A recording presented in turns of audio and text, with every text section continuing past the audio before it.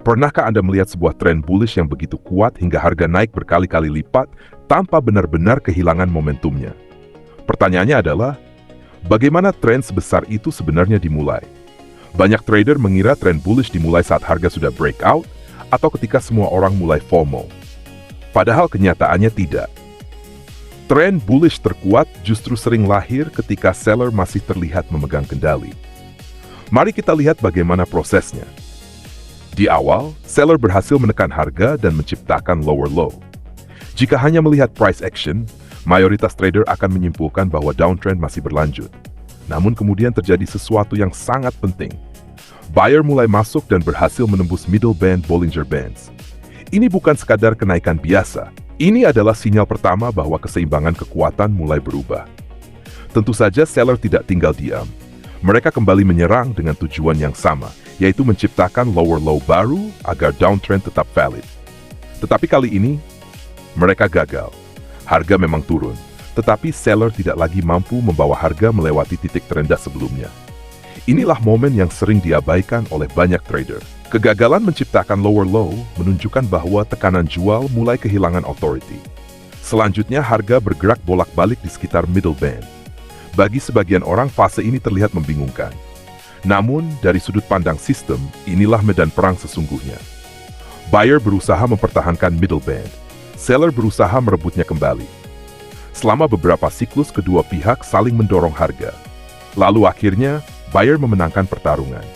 Harga naik dan menginvalidasi last bearish movement, yaitu pergerakan turun terakhir yang sebelumnya berhasil menghasilkan lower low. Disinilah authority benar-benar berpindah. Seller kehilangan kendali. Buyer mengambil alih struktur pasar. Bullish range utama pun resmi terbentuk. Dan setelah itu, terjadi sesuatu yang luar biasa. Harga tidak hanya naik satu kali ukuran range bearish terakhir, bukan 2 kali, bukan 5 kali, tetapi sekitar 10 kali panjang last bearish movement.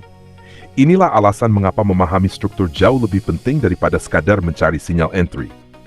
Yang lebih menarik lagi, setelah authority berpindah ke buyer, pola yang sama terus berulang. Buyer mendorong harga menciptakan higher high. Harga melakukan pullback.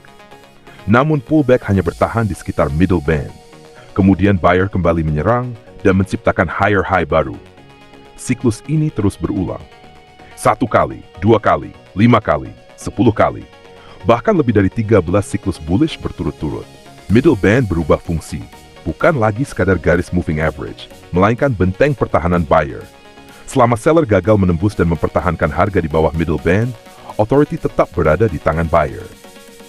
Akibatnya, setiap pullback justru menjadi kesempatan bagi buyer untuk melanjutkan kenaikan.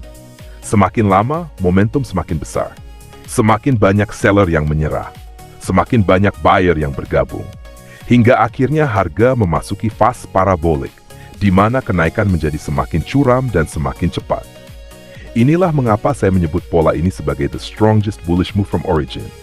Pelajaran terbesarnya adalah tren bullish paling kuat tidak dimulai ketika harga sudah tinggi. Ia dimulai ketika seller gagal mempertahankan authority setelah buyer berhasil menembus middle band dan menginvalidasi pergerakan bearish terakhir. Begitu authority berpindah, satu bullish range mampu berkembang menjadi pergerakan berkali-kali lipat yang membawa harga menuju tren parabolik. Kalau Anda mulai melihat market dari sudut pandang authority, bukan sekadar indikator, Anda akan memahami mengapa sebagian tren mampu bertahan selama berbulan-bulan, bahkan menghasilkan kenaikan yang tampak mustahil. Jika video ini bermanfaat, jangan lupa tekan tombol like, subscribe, dan aktifkan lonceng notifikasi agar Anda tidak ketinggalan pembahasan berikutnya tentang cara membaca struktur pasar menggunakan Fractal Authority Model. Terima kasih sudah menonton, sampai jumpa di video selanjutnya.